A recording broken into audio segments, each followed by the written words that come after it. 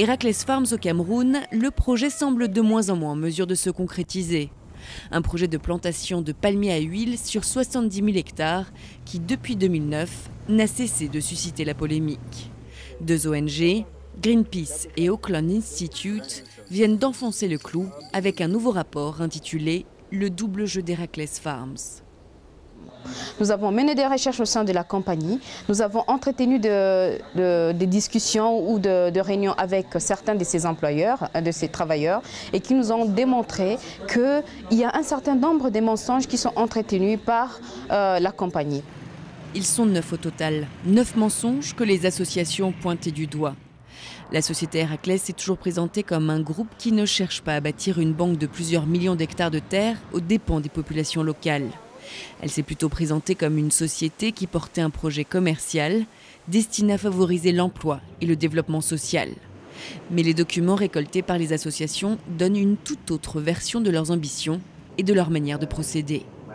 Nous sommes entretenus avec certains de ces travailleurs qui nous disent qu'il y a des enveloppes qui ont circulé pour que Héraclès Farms ait le soutien et l'autorisation des autorités camerounaises à pouvoir commencer ses boulots.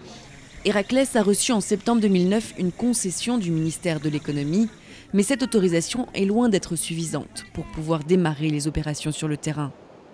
Au Cameroun, la procédure veut que le contrat de bail sur la terre soit obtenu après un décret présidentiel qui autorise le ministère en charge des domaines, des affaires foncières, à donner un contrat de bail, à signer un contrat de bail avec une compagnie. Ils n'ont absolument pas de contrat de bail sur la terre. L'exploitation du bois semble elle aussi porter à confusion. D'abord destinée au gouvernement, la vente du bois sur l'exploitation pourrait entraîner une hausse des bénéfices entre 60 et 90 millions de dollars. C'est du moins ce que l'on peut lire sur un document interne à Héraclès Farms. Aurait-il donc décidé de garder les fruits de la vente du bois? Le fait même de couper les arbres n'est d'ailleurs pas légal. L'exploitation se trouve sur des forêts communales protégées.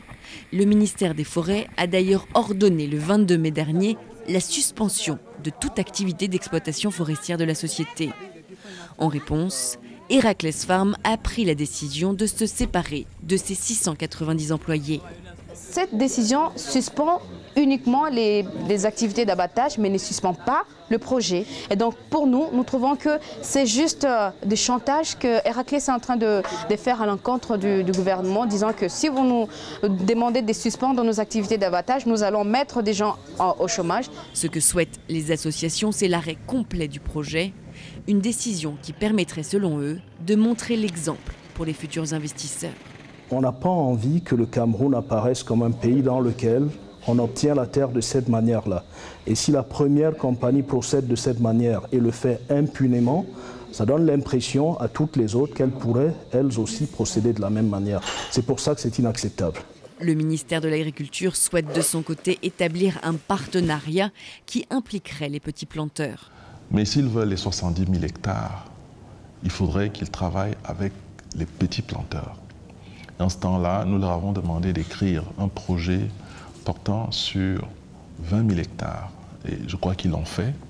Nous avons reçu cette proposition.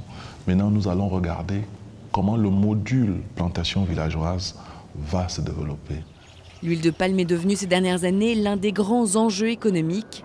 Elle constitue désormais la plus rentable des huiles végétales et la plus consommée au monde. Après l'Asie, les investisseurs sont en train de jeter leur dévolu sur le continent africain. Déjà, au Ghana, la société américaine avait obtenu une concession de 2500 hectares avant d'être poursuivie en justice pour n'avoir pas respecté les normes et les législations nationales. Héraclès Farms a été condamné à une amende et des dommages et intérêts d'un montant d'environ 45 000 $.